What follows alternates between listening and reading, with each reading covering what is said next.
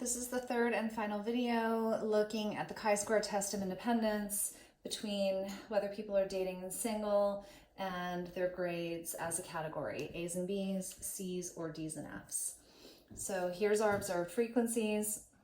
In the previous videos, we calculated the expected frequencies and the chi-square, which we calculated as 6. So in this video, we are going to evaluate the chi-square. As always, we start with our null and alternative hypothesis. So the null hypothesis, remember, the spirit of the null hypothesis is always there's nothing going on.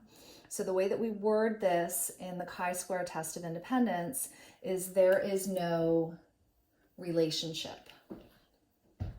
So the alternative hypothesis is there is a relationship. After we write our hypotheses, we need our degrees of freedom. So the way that you calculate it with the test of independence is you're going to multiply the number of rows minus 1 times the number of columns minus 1. So in our problem, we have 3 rows, so 3 minus 1, and we have 2 columns. So 3 minus 1 times 2 minus 1 is 2. So we have 2 degrees of freedom. If you look up your critical value for the chi-square, remember we're using the 5% level of significance. So with 2 degrees of freedom and alpha equals 0.05, our critical chi-square is 5.99. Moving on to the decision rule. It's the same decision rule we've used all along. What we're doing is we're going to compare our observed statistic to our critical statistic. And the rule is always, if the observed is bigger than the critical, you're going to reject. So the way that we word this for the chi-square, if our observed chi-square is greater than or equal to our critical chi-square, we reject our null hypothesis. Otherwise, we fail to reject our null hypothesis. So in this case, it's really close.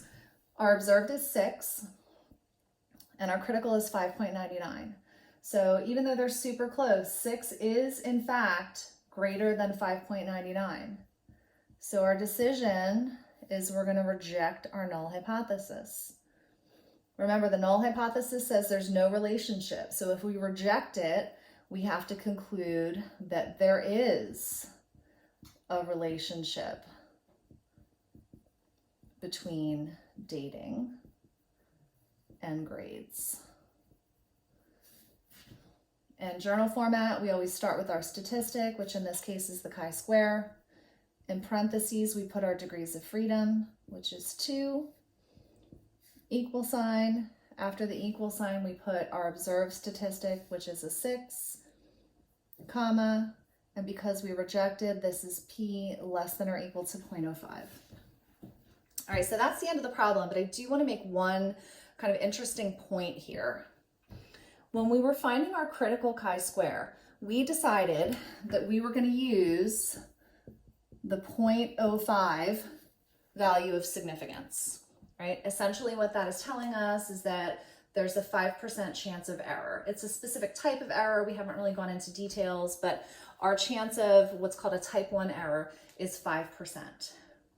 Now, I just want to point out, which I think is kind of interesting, if we had been using a more stringent level of error, if we had been using the 0.01 level of error, if you look at our critical values table, if we had, instead of using the 0.05, alpha equals 0.05, if instead we had used alpha equals 0.01, now you can't see that color.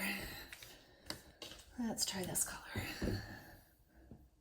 If we had used alpha equals 0.01, our critical chi-square at 0.01 level of significance is 9.21.